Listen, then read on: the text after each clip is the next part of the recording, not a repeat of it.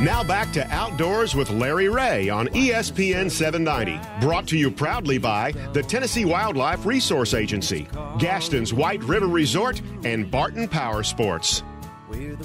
Hey, good Saturday morning. Welcome back to Outdoors with Larry Ray on ESPN 790. This is Larry Ray sitting. I do each and every Saturday. I can say that, but I didn't do it last Saturday, so I can't say that. You were here in spirit. I was here in spirit. Wait a minute, that counts. Does that count? Counts. Okay, yes, sir. well, you were here in spirit. You're always here in spirit. That's Ron Wong. This is the second Saturday of the month, which means that Ron is here, which means we're talking lots of fishing. And before we get to our first guest here, great guest, of course. Make mention of a couple of things that's going on. There out of Florence, Alabama, is the National High School Bass Fishing Tournament.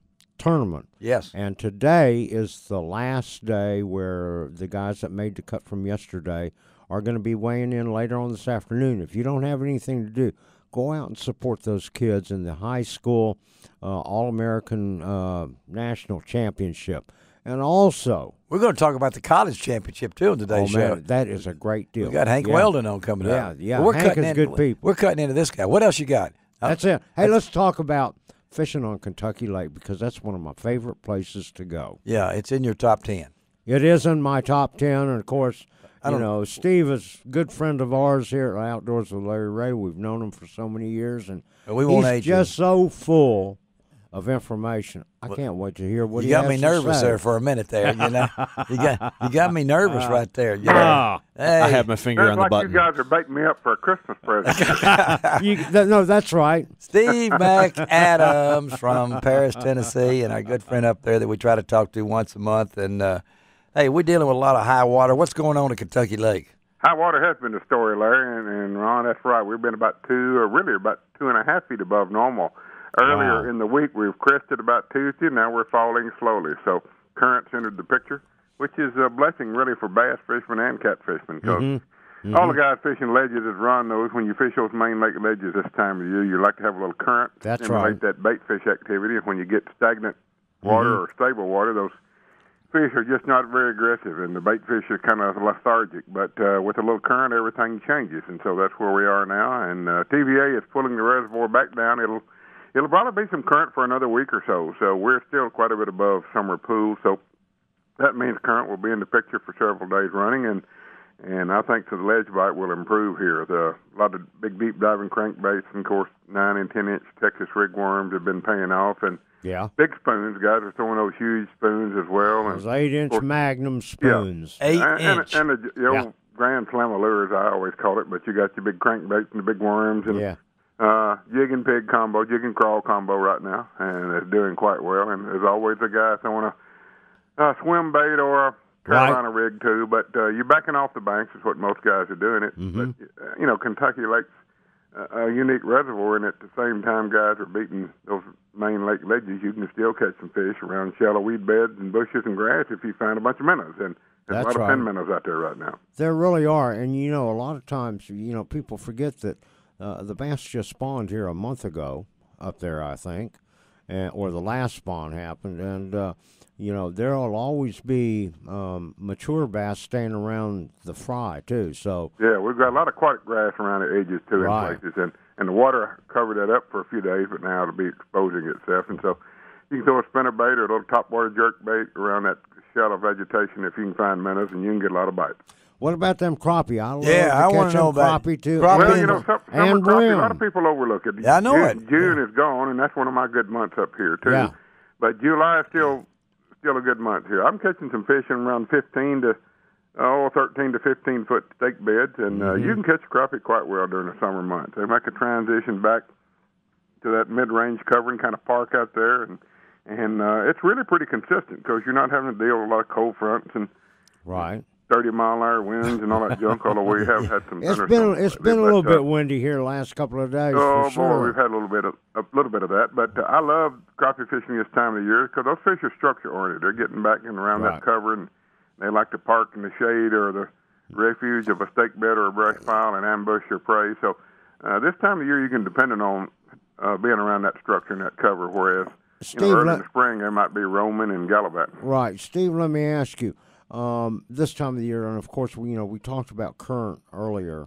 Do they hang around those stake beds, one, not only to feed, but also where there are current breaks? Because the crappie, they tend to like a little bit more still water, right?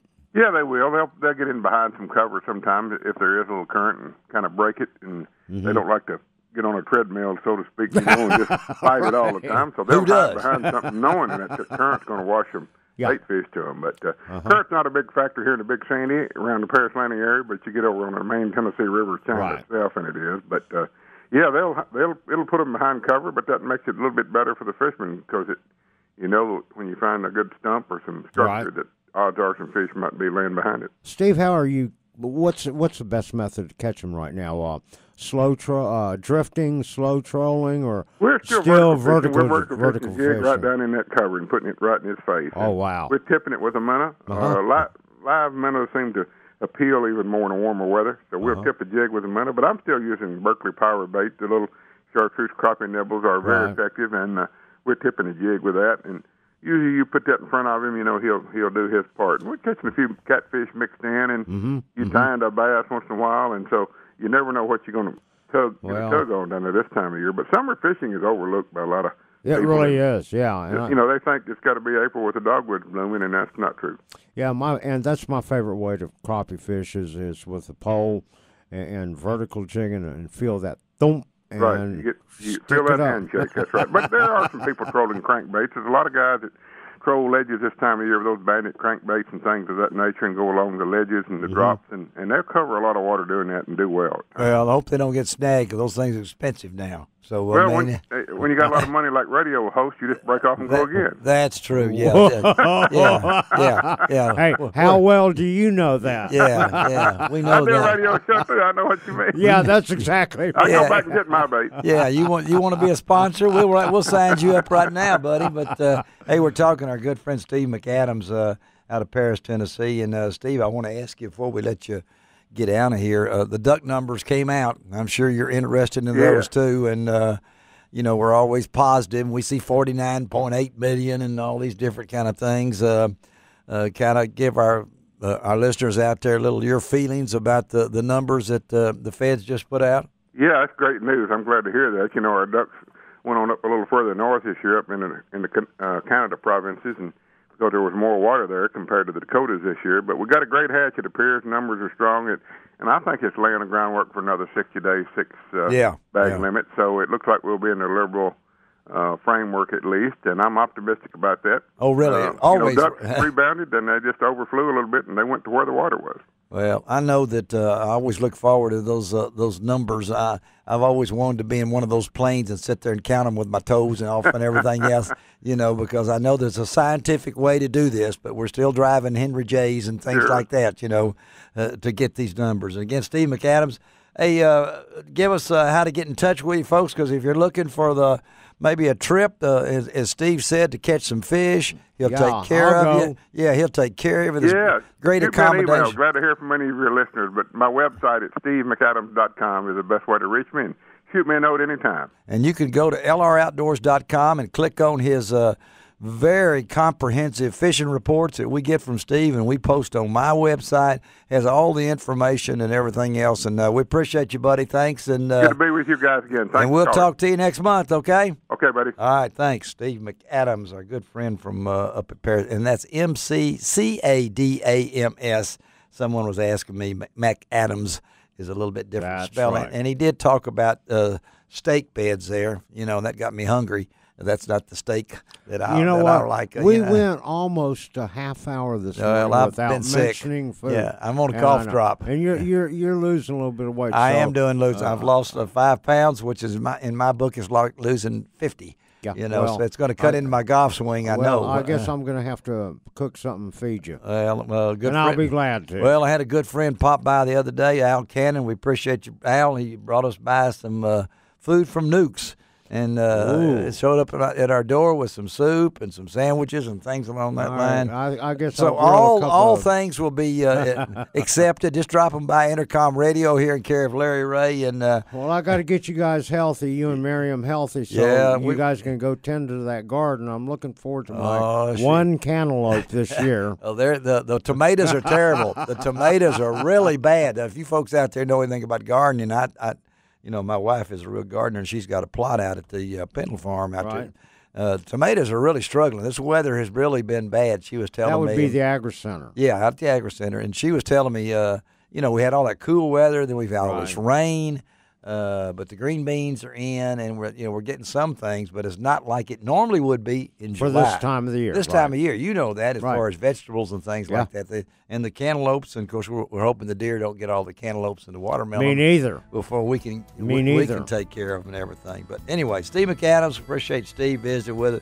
We're going to come back right and see if we can hook up with Hank Weldon. He is the BASS College Tournament Manager. The Carhartt Bassmaster College Series National Championships going on this weekend in Wisconsin. Yep. Wow. I mean, who'd ever thought of that? Of course, Carhartt ought to be big in Wisconsin, but I got to tell you something. It's already started. There's some pretty good stuff. And there's some great fishermen going up there. So we're going to come back on Outdoors with Larry Ray and hook up with Hank Weldon on Outdoors with Larry Ray on ESPN 790.